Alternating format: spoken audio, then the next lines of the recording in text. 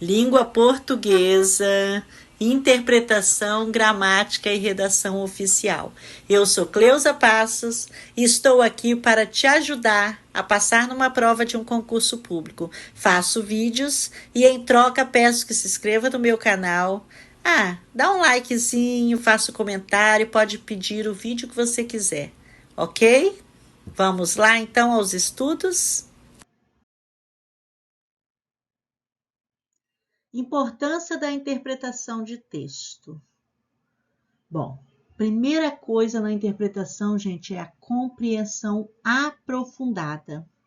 Então, gente, a interpretação de texto revela os significados ocultos e as sutilezas da linguagem, elevando a compreensão a um novo patamar. Já o pensamento crítico quer dizer o quê? Quando você vai interpretar um texto, é possível desenvolver habilidades de análise e julgamento, essenciais para o crescimento intelectual. E a comunicação eficaz? Então, gente, a interpretação eficaz de textos melhora a capacidade de se expressar de forma clara, precisa e convincente. Então, quando você vai interpretar, você tem que ver que existe a compreensão aprofundada, existe o pensamento crítico e existe a comunicação eficaz. Se você entender a diferença de um com o outro, você faz qualquer prova de interpretação.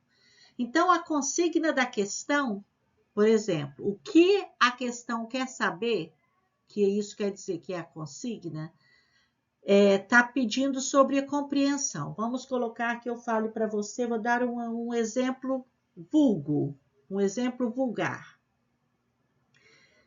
A minha neta cuida do meu netinho. Muito bem. Você compreendeu muito bem que eu tenho uma neta e 2 netos, né? Que uma neta minha cuida do meu netinho. Então, você teve uma compreensão. E o que é o pensamento crítico? São netos da Cleusa. Será que são filhos da filha da Cleusa? Do filho? Por que ela cuida do neto? Por que será? Então, você tem um pensamento crítico. Você começa a interpretar entre linhas, além daquele texto ali. A compreensão aprofundada é o quê? Você vai interpretar o que eu falei, que vai ter significados ocultos naquela frase. Que significados são aqueles? Por que a minha neta cuida do meu neto? Será que é por diversão, por precisão? Ela precisa cuidar que não tem outra pessoa? O que é isso? Então, nós temos que entender essa diferença. Então, interpretar os textos melhora a capacidade de se expressar, né? Então, se você está compreendendo, interpretando, você vai melhor se expressar também. E ali na prova é muito bom que você saiba disso. E aí agora nós vamos pensar sobre habilidade de leitura crítica e compreensão. Quais são essas habilidades? Presta atenção lá na hora da prova. Atenção aos detalhes. Você tem que identificar sutilezas, nuances e informações que estão escondidinhas no texto. É fundamental isso para uma interpretação aprofundada. Então, você não pode olhar o texto raso. Você tem que se aprofundar nesse texto. E se aprofundar nesse texto é começar a olhar aquele texto. O que é o ponto importante? Sublinha, circula. O que ele tá? Mas o que é a pergunta? Qual é a pergunta? O que é a consigna dessa pergunta para você responder? Aonde está a sutileza? Aí tem uma contextualização, você tem que entender o contexto histórico, social e cultural em que o texto foi escrito. Isso vai ajudar a extrair seu significado pleno. Então, você não pode ler aquele fragmento ali. Quando aconteceu aquilo? Foi em qual época? Né? Isso já vai estar te dando respostas.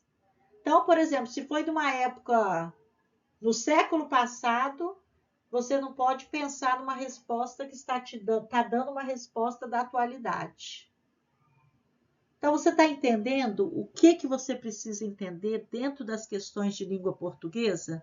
E o pensamento analítico é relacionar as ideias, fazer inferências e avaliar argumentos são habilidades essenciais para a leitura crítica. A leitura crítica é que vai ter esse relacionamento de ideias, as inferências. Inferência é o quê, gente? Todas as vezes que eu vejo uma frase, eu vou, a partir dessa frase, começar a pensar outras situações. É como se eu olhar um livro, olho para a capa do livro e faço as inferências. Ué, esse livro é sobre o quê? Ah, eu acho que esse livro é legal, porque ele está falando aqui sobre a liberdade, e era isso que eu queria ler a respeito. Tá vendo? Isso que é inferência. E aí agora nós vamos para os conceitos básicos de morfologia. A estrutura das palavras, entender a formação das palavras com seus prefixos, raízes e sufixos é fundamental para o domínio da gramática. Então, às vezes, nós olhamos muito para algumas perguntas e dentro da pergunta tem lá a palavra impossibilidade. Então, eu vou pensar na palavra impossibilidade. É uma palavra que diz o quê? Que não há possibilidade. Tem o in ali na frente. Você está vendo? Tem prefixo, tem raiz, tem sufixo. Você tem que entender essa morfologia das palavras para entrar numa contextualização de texto e assim poder interpretá-lo.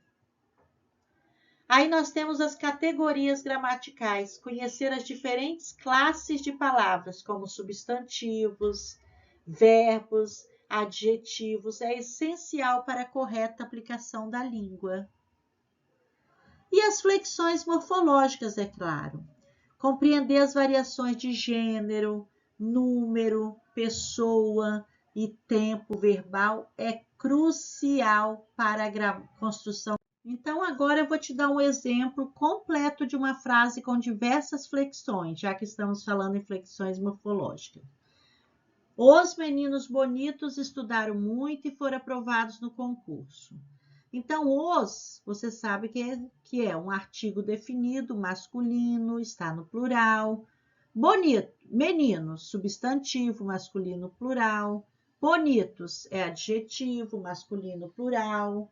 Estudaram, verbo estudar, que vem da terceira pessoa do plural, pretérito perfeito do indicativo, muito, advérbio de intensidade, e, conjunção coordenativa. Verbo, foram, quer dizer, foram é um verbo ir, é a terceira pessoa do plural, pretérito perfeito do indicativo. Aprovados, particípio, passado do verbo aprovar. No, é uma preposição. Concurso, substantivo, masculino, singular. Então, vocês observaram, gente? As flexões morfológicas são fundamentais para a construção de frases claras e precisas. Você dominando as diferentes flexões, você se expressará com mais clareza e segurança em qualquer situação. As principais dificuldades encontradas pelos estudantes ao aprender as flexões. Então, as principais dificuldades são essas, gente. É não compreender essas variações de gênero, número, pessoa e tempo verbal. Então, você tem que ver que um completa o outro. Eu estou falando de gênero, eu estou falando de número, eu estou falando de pessoa, eu estou falando de tempo verbal. Então, eu jamais, os meninos estudaram, por quê? Qual o gênero? Então, se vocês sabem qual o gênero, os meninos estudaram. Estudaram não pode estar no singular? Está? Os, eu já sei que o verbo tem que estar no plural. Tudo isso é uma implicação para você saber. Agora nós vamos falar da aplicação da concordância verbal e nominal. A concordância nominal, gente, é garantir que substantivos, adjetivos e artigos concordem em gênero e número. É fundamental para a clareza Da escrita, é claro. Bom, nós temos uma questão de concordância aqui, por exemplo, a maioria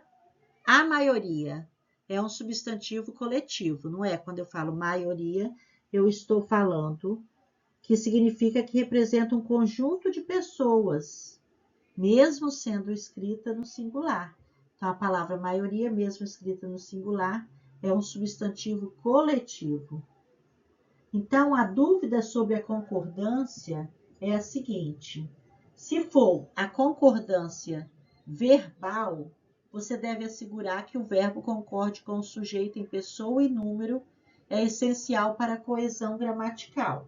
Então, a dúvida sobre a concordância verbal com maioria é bastante comum. Isso acontece, gente, porque, dependendo do contexto, o verbo pode concordar tanto no singular quanto no plural. Por exemplo, quando o verbo concorda com a maioria no singular, quando a ideia é de unidade. Se a maioria for vista como um bloco único, o verbo fica no singular. A maioria da turma estudou muito para a prova. Foi um bloco único todinho, ó. A maioria da turma estudou muito para a prova. Então, ficou no singular. Quando o verbo concorda com a maioria no plural, então? Quando se quer enfatizar os elementos que compõem o grupo. Por exemplo, se a ideia é destacar os indivíduos que fazem parte da maioria, o verbo vai para o plural. Então, por exemplo, a maioria dos alunos tiveram boas notas. Então, aí nós vamos estar destacando que o indivíduo faz parte da maioria. O verbo aí vai para o plural. Em resumo, gente, a concordância no singular enfatiza a unidade do grupo. A concordância, a maioria favorável à proposta, foi ênfase na unidade. Então, expressões como a maior parte, grande parte, boa parte, seguem a mesma regra da maioria.